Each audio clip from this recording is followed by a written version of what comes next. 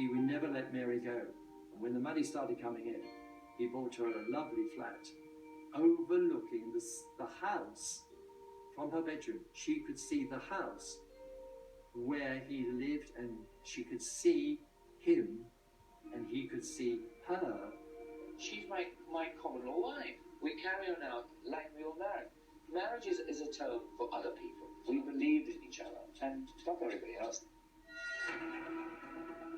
1978, New York.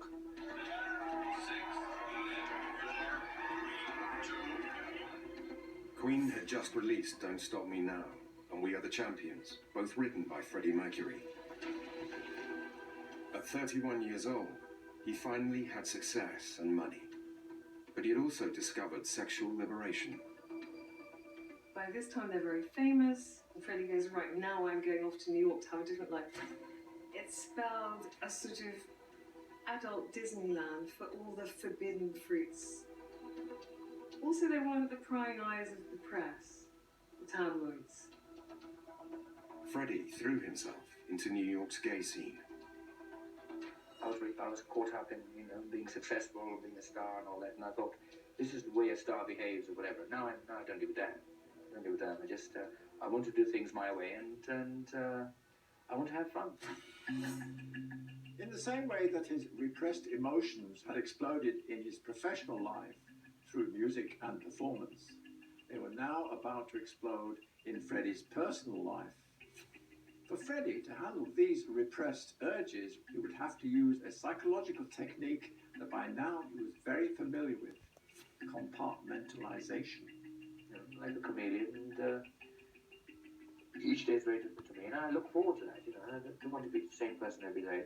Compartmentalization allows the mind to avoid facing conflicting emotions by separating them out. Freddie had to balance ideas of responsibility and reality with desires for wild abandon, fantasy, and sexual freedom. He did it by keeping them well away from each other. Freddie started to be sucked down into an underworld of sleaze and debauchery and the worst kind of New York nightclubs. By 1980, he'd started smoking cigarettes, drinking more, got into, a more hedonistic lifestyle, let's say. During these times, he distanced himself from the people that grounded him in order to act out a fantasy life where he was free to be whatever he wanted to be and do whatever he wanted to do.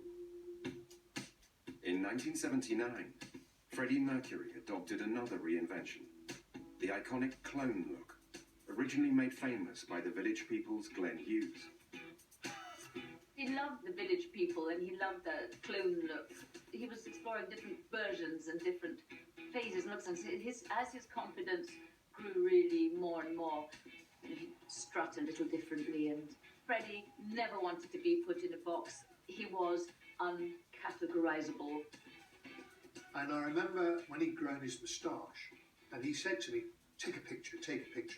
So I said, all right, Fred, give us a smile.